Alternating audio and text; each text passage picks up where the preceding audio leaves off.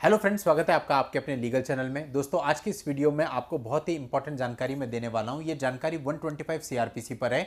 बहुत सारे लोगों का प्रश्न होता है कि सर, पत्नी ने 125 सीआरपीसी का मुकदमा कर दिया है, लेकिन उसमें जितनी भी बातें लिखी हुई हैं 99% झूठी हैं, तो हम क्या कर सकते हैं? क्या हम उसके झूठ बोलने के आधार पर उस पर केस कर सकते हैं? तो आज मैं आपको आपके उपचार बताने वाला हूं 125 सीआरपीसी में ही, ताकि आपको उसका फायदा मिल सके और सामने वाले पर कुछ प्रेशर मेंटेन हो सके। अब एक एक करके इसको समझते हैं। आपकी पूरी पिटीशन में मान लेते हैं सारे फैक्ट्स उसने झूठे लिखवाए हैं, लेकिन अभी तक ये केवल आपको पता है। आप कह रहे हैं कि फैक्ट झूठे हैं, आपने मुझे बताया कि सर झूठे हैं, मैंने गुड फेथ में मान लिया कि झूठे हैं। लेकिन अगर आप कोर्ट में इस चीज को कहते हो कि झूठे हैं, तो कोर्ट ऐसे नहीं मानेगा जब तक कि आपके पास कोई एविडेंस नहीं है उन चीजों को प्रूफ करने के लिए कि हाँ भाई वास्तव में ये झूठे हैं। और ये ट्रायल के बाद का मैटर है कि झूठे हैं कि सच्चे हैं। तो इनिशियल लेवल पे इस चीज से आपके कहने से कोई फर्क नहीं पड़ता। यदि आपके पास एविडेंस है भी, तो भी आप एविडेंस के टाइम पे प्रोड्यूस करोगे, ट्रायल चलेगा, उसके बाद कोर्ट देखेगी कि झूठे हैं कि सच्चे हैं। तो उन फैक्ट्स के बेस पर, उन झूठे फैक्ट्स के बेस पे इनिशियली आप कुछ नहीं कर सकते। लेकिन अब इसका दूसरा पहलू, जब पत्नी अपना रजनीश वर्सेस नेहा का एफिडेविट देती है ताकि इंटरिम पर सुनवाई हो सके, तो आपने देखा होगा कि वहां पर भी वो बहुत सारे झूठ बोल देती है, या फिर कई बार कोर्ट से कुछ चीजों को छुपा भी लेती है। कई बार वो अपनी जॉब को छुपा लेती है, कई बार अपनी सैलरी को छुपा लेती है, कई बार अपनी क्वालिफिकेशन को छुपा लेती है, कई बार अपनी प्रॉपर्टी को छुपा लेती है, कई बार अपनी एफडीआर को छुपा लेती है, कई बार किसी और इन्वेस्टमेंट को छुपा लेती है। बहुत सारे मामलों में, अलग अलग मामलों में चीजें हो सकती हैं। अब बात आती है कि आप पत्नी पर क्या कर सकते हैं।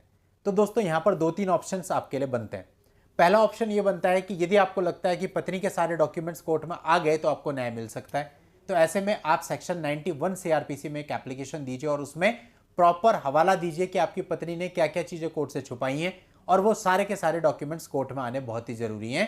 91 पे जब आप एप्लीकेशन देंगे तो उनसे उसका जवाब मांगा जाएगा, ऑब्जेक्शन मांगा जाएगा। वो ऑब्जेक्शन देंगे, उसके बाद आर्ग्यूमेंट हो जाएंगे और 91 सीआरपीसी का डिस्पोजल हो जाएगा। तो वहां पर कोर्ट यदि आपसे कन्विंस होती है तो आपकी पत्नी को आदेशित कर सकती है कि भाई वो पर्टिकुलर डॉक्यूमेंट्स को कोर्ट के सामने प्रेजेंट करे। तो इससे आपको फायदा मिलेगा। सेकेंड चीज आती है 340 सीआरपीसी।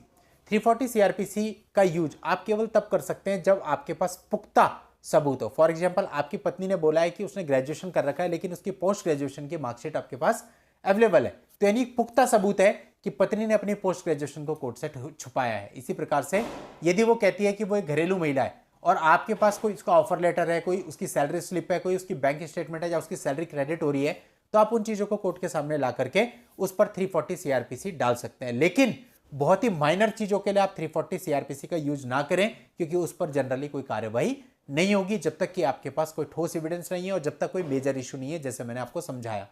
इसके अलावा आपके पास एक उपचार और होता है। रजनीश वर्सेस नेहा के एफिडेविट में स्वयं अंडरटेकिंग में लिखा हुआ है लास्ट में कि यदि आप माननीय न्यायालय से कोई चीजों को छुपाते हैं या गलत इंफॉर्मेशन इस एफिडेविट में प्रस्तुत करते हैं, तो आपके ऊपर आईपीसी की पर्टिकुलर धाराओं में कार्रवाई होगी। अब अगर पत्नी ने ऐसा कर लिया है कि कुछ चीज छुपा ली है या फिर झूठे तथ्य प्रस्तुत किए हैं, तो आप एक अलग से पिटीशन बनाइए इन पर्टिकुलर धाराओं में जो कि उसके अंडरटेकिंग में लिखी हुई है। आईपीसी 191 से लेकर के फर्दर धाराएं हैं, अंडर सेक्शन 191, 192, 193, और जहां तक भी जो जो एप्लीकेबल होती हैं वो सारी सेक्शंस को लिखते हुए पिटीशन बनाइए और उसमें पॉइंट वाइज कोर्ट को बताइए कहां कहां उसने झूठ बोला है और कहां कहां उसने चीजों को छुपाया है। अगर आपके पास कोई एविडेंस है उनको अनेक्स्टर कर दीजिए और अपनी पत्नी पर क्रिमिनल प्रोसीडिंग्स के लिए आदेश करने हेतु कोर्ट से रिक्वेस्ट कीजिए। यदि आप कोर्ट को कन्विंस कर लेते हैं कि वास्तव में इसने कुछ चीजों को छुपा लिया या कुछ गलत तथ्य प्रस्तुत किए हैं, तो कोर्ट उस पर क्रिमिनल प्रोसीडिंग के लिए आदेश कर सकती है। ऐसे भी हाल ही में एक मामले में हुआ भी था, जिसके जजमेंट पर मैंने वीडियो भी आपको तुरंत बना करके दी थी। तो आप ये उपचार भी अपना सकते हैं। तो इन शॉर्ट आपके पास तीन चीजें मैंने बताई इंटरिम के स्टेज पे।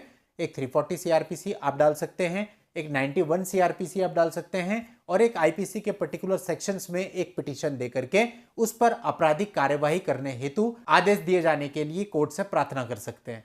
तो ये उपचार आपके पास अवेलेबल है 125 सीआरपीसी पर, इंटरिम की ही स्टेज पर। और डेफिनेटली जब आप ऐसी चीजें कोर्ट के सामने लेके आओगे तो उनका जो वर्जन है वो कहीं ना कहीं नेगेटिव भी हो जाएगा कोर्ट की नजर में, और सामने वाली पार्टी के ऊपर थोड़ा सा प्रेशर भी मेंटेन हो जाएगा। उम्मीद करता हूं दोस्तों आपको पूरी जानकारी समझ में आई होगी और आपको इसकी हेल्प भी मिलेगी। आज की इस वीडियो में इतना ही। नेक्स्ट वीडियो में नई लीगल जानकारी के साथ मैं आपसे फिर मिलता हूं। तब तक के लिए goodbye and thank you for watching. Take care.